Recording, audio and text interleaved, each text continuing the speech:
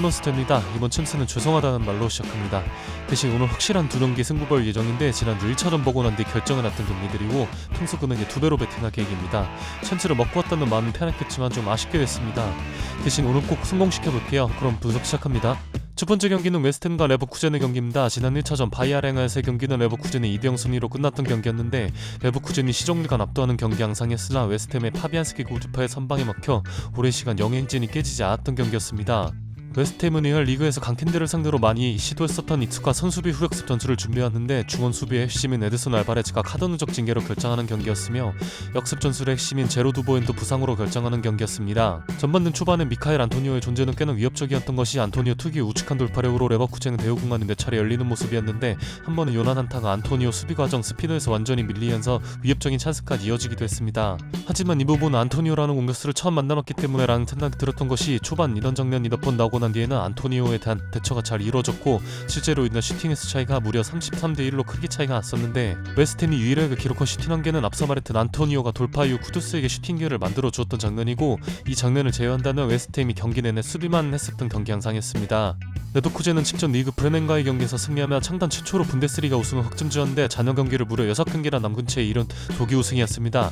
이날 분석 영상에서 언급한 게 레버쿠젠이 분위기를 타는 큰 점수차의 승리가 나올 것이라 예상했었고 실제로 5대0 대승을 기록했습니다. 또 플로리안 비르츠, 제레미 프린통, 알렉스 그리말도, 그라니트 자카 같은 핵심급 선수들의 로테이션을 예상했었는데 그라니트 자카를 제외하면 모두 후반적 유체로 들어왔었고 자카는 77분을 소화하고 교체해주는 모습이었습니다. 또 대단했던 게 비르츠는 후반전만 뛰고도 해트트릭을 기록하는 맹활약이 있었습니다. 1차전 이내 다들 보셨겠지만 두 팀의 실력 차이가 매우 크다는 것을 눈으로 직접 확인했습니다. 웨스트햄은 1차전 카드 누적 징계로 결정했던 에드슨 알바레즈가 돌아왔지만 루카스 파케타가 1차전 받은 경고로 2차전 결정합니다. 마찬가지로 1차전 부상으로 결정했던 제로 두보엔이 2차전에도 출전이 어려울 것이라고 보여지고 파케타와 보엔 모두 결정한다면 역습 상황에서 레버쿠젠을 상대로 변수를 만들어내는 것은 힘들지 않을까 하는 생각이 듭니다. 2차전은 웨스트햄의 홈경기고 레버쿠젠이 2점 앞서고 있기 때문에 레버쿠젠의 대당이 1.9대로 상당히 높게 측정되었습니다.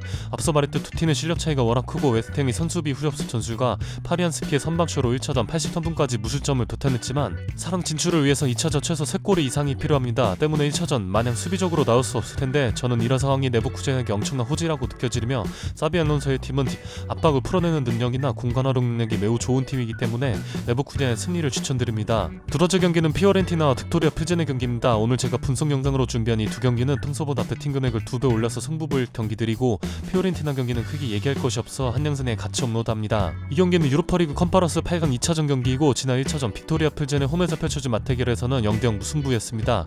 1차전 양상은 피오렌티나가 점유율을 무려 73%를 기록하는 지배했던 경기였지만 이렇다 찬스를 만들어내지 못했습니다. 필젠은 최전방에 마테이 비드라와 토마스 초리를 활용한 공격 패턴을 준비했는데 198cm의 토마스 초리를 타겟으로 한 롱패스들이 많았고 이날 초리가 시도한 경합 패스는 지상볼, 공중볼 다 해서 무려 30번이었습니다. 토마스 초리와 함께 최전방 톡투도 이뤘던 마테이 비드라는 과거 벌리 시절 보여주었던 경합 능력과 라인 브레이킹을 끊임없이 시도하는 모습이었는데 워낙 적은 인원으로 공격을 만들어내야 했던지라 큰 효과를 보기란 어려웠습니다. 피오렌티나는 6번 미드필더로 아르투르 메누를 기용해서 안정적인 볼 소유와 중원에서 볼을 순환시키며 점유율을 높이 가져갔고 좌우 풀백인 두두와 비라니까 모두 공격에 적극적으로 가담하는 모습이었습니다. 두 풀백은 이날 경기에서 14번의 크로스를 시도했지만 박스 안에 풀젠 수비수들이 워낙 많았었고 전방 공격수 안드레아 벨루테는 제공권이 좋은 공격수가 아니기 때문에 효과를 보기란 어려웠습니다. 결국 중앙 루트를 뚫지 못했기 때문에 크로스 시도가 많았던 경기였지만 피오렌티나가 오픈 플레이 상황 시도한 24개의 크로스 중에 헤딩 슈팅까지 연결된 장면은 다 2번밖에 없었고 대부분 공중볼 강압에 실패했습니다. 저는 2차전 양상도 크게 다를 것이 없을 거라 느껴지는 게 피오렌티나는 짙은 제노아전에서도 1대1 무승부를 기록했는데 제가 분석 영상에서 언급했던 피오렌티나의 창의성 부족 문제가 또다시 나왔고 제노아 프렌의 배팅에 적중했었습니다. 아르투르는 6번 자리에서 볼을 잘 뺏기지 않고 안정적인 미드필더이지만 전진 능력이나 전진 패스 또 중거리 슈팅 능력 역시 부족합니다. 그나마 보나벤투라가 전진성이 좋은 유형의 미드필더인데 이 선수의 나이가 현재 34세로 예전 같은 퍼포먼스를 기대하기란 어렵습니다. 상대의 밀집 수비를 공격한 무기가 너무나도 부족한 피오렌티나이며 언더를 유력하게 생각하는 것이 필젠의 공격 템포인데 상대에게 점유율을 다 내어주고 수비하는 필젠이지만 공격 뒤 역습 능력이 좋은 유형의 선수는 보이지 않았으며 수비 성공 이후 토마스 초리를 타겟으로 한 롱패스가 많았기 때문에 초리가 올라와서 자리를 잡을 시간을 기다려야 했고 빠른 역습 전개보다는 공격 템포를 굉장히 낮춰서 천천히 올라가려고 했던 부재인데 이러면서 소비되는 시간도 굉장히 많았고 피오렌티나는 밀집 수비를 뚫는 능력이 매우 부족하다는 점에서 2.5 언더를 추천드립니다.